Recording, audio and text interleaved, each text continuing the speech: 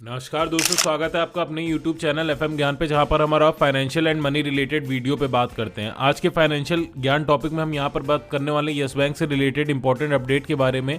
तो चलिए वीडियो को स्टार्ट करते हैं और साथ ही साथ में हमारा लेटेस्ट वीडियो आप बगल में देख सकते हैं, इसको भी हमारे चैनल पर जाके जरूर देखिएगा। लिंक आपको आई बटन में और कमेंट में मिल जाएगा।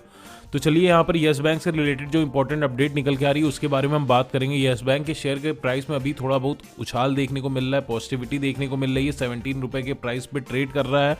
और अगर मैं बात करूँ जो न्यूज़ निकल के आ रही है वो डिश टीवी और यस बैंक के बीच में लेके जो लगातार लंबे टाइम से लगभग 1 साल से झगड़ा चल रहा है, या यूं कह सकते हैं मनमुटाव चल रहा है, वो अभी भी कंटिन्यू रहेगा। इसका रीज़न जो निकल के आया है क्योंकि जो यस बैंक है डिश टीवी में सबसे बड़ा शेयर होल्डर है और उनकी जो मांग रही है शुरू से वो लगातार कहीं ना कहीं दिक्कत देखने को मिली है। डिश टीवी की तरफ से अप्रूवल नहीं आया और उसी के सिलसिले में एक नया अपडेट निकल के आया है, उसके बारे में हम यहाँ पर बात करना चाह रहे हैं।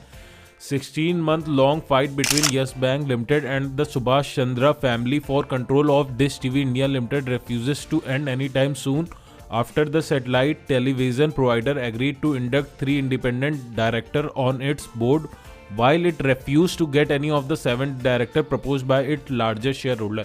यानी कि यस बैंक ने जो 7 प्रपोज किए थे डायरेक्टर की लिस्ट की, इनको आप अपने बोर्ड में इंक्लूड कर सकते हैं।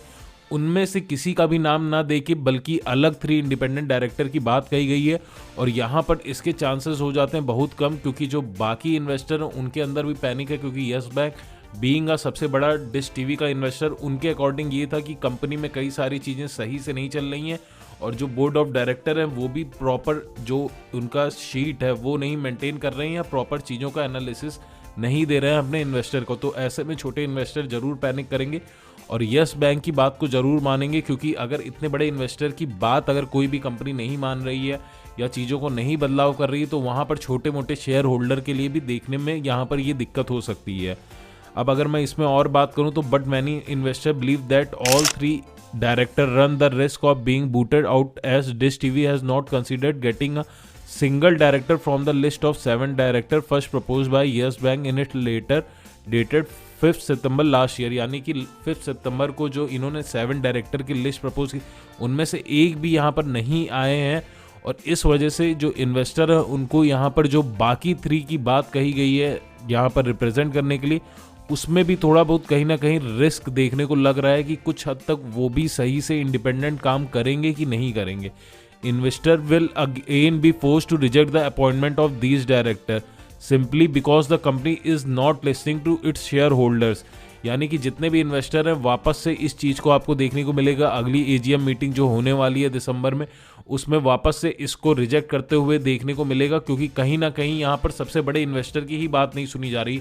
तो डिश टीवी और यस बैंक में रिलेटेड जो अभी तक का दिक्कत थी वो आगे चल के और भी बढ़ते हुए देखने को मिल सकती है। और इसके चलते अगर मैं बात करूं, क्योंकि यहाँ पर किसी भी टाइम में अगर हम देखें, आपको मैं यहाँ पर दिखा भी दे रहा हूँ कि जो इसका कॉन्सिक्वेंसेस रहा है। For this reason both the Bombay Stock Exchange and National Stock Exchange impose 4,60,000 fine on Dish TV last month. यानी कि किसी भी कंपनी के लिए अगर हम बात करें तो मिनिमम 6 डायरेक्टर की एक बोर्ड मेंबर होनी चाहिए, और जो कि इस समय डिश टीवी में नहीं मेंटेन्ड है। कई समय से इसको टाल मटोल करते हुए रहे हैं और इस वजह से सेबी के एक्ट का उल्लंघन हुआ और इसी वजह से एनएससी और बीएससी ने मिलकर इन पर लगभग 4,60,000 का फाइन भी लगाया है लास्ट मंथ।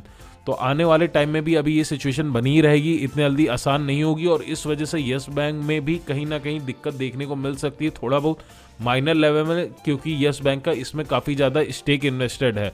इसके अलावा अगर आपकी कोई क्वेरी है, आपका क्या सुझाव है, आपको क्या लगता है क्या हो सकता है यस बैंक में अगला स्टेप, कमेंट करके ज़रूर बताइएगा। Thank you.